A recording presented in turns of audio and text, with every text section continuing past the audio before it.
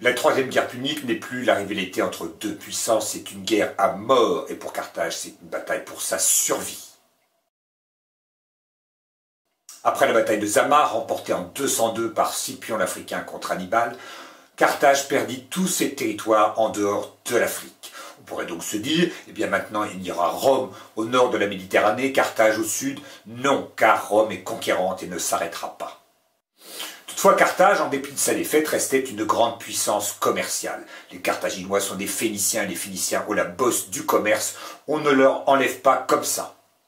Donc Carthage retrouvera sa prospérité. Et cette prospérité faisait obstacle à l'expansion des Romains en Méditerranée.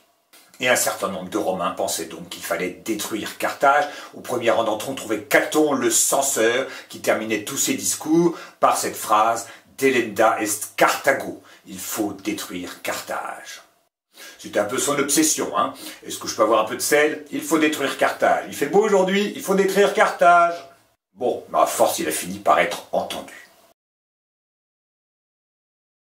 En Afrique, Scipion l'Africain avait cette alliance au prince numide Massinissa. Et fort de cette alliance, Massinissa était devenu le roi d'un royaume qui s'étendait à proximité de Carthage. Et comme ce royaume entrait naturellement régulièrement en conflit avec Carthage, cela fournissait aux Romains un excellent prétexte pour intervenir. Car il y avait à Rome un parti favorable à la guerre contre Carthage, et ce parti, celui de Caton le censeur, était majoritaire au Sénat. Donc en 149 avant Jésus-Christ, les Romains transportèrent des troupes en Sicile, puis débarquèrent à proximité de Carthage à Utique. Et là, ils sommèrent tout simplement les Carthaginois de quitter leur ville parce qu'ils avaient l'intention de la détruire. On va vous assassiner, mais au moins on vous avertit. Trop aimable. Mais les Carthaginois n'étaient pas enclins à quitter leur ville, ils ne voulaient pas abandonner leur temple, leurs dieux principaux à l'époque, c'était Baal-Hamon et Tanit. Et ils ne voulaient pas non plus quitter les tombes de leurs ancêtres, car ils vouaient un culte aux ancêtres.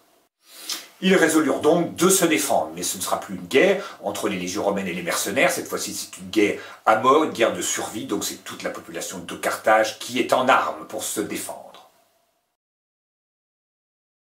En 147 avant Jésus-Christ, Scipion Émilien, qui est un neveu de Scipion l'Africain, tout ça se passe en famille, fut élu consul. C'est la victoire définitive du parti de la guerre. Caton le censeur, à force de répéter toujours la même chose, a fini par être entendu, pourvu que ce soit la même chose pour tous les professeurs. Et c'est Scipion Émilien qui acheva le siège de Carthage, commencé 2 années plus tôt. Un siège qui sera long, il durera 3 ans jusqu'en 146 avant Jésus-Christ.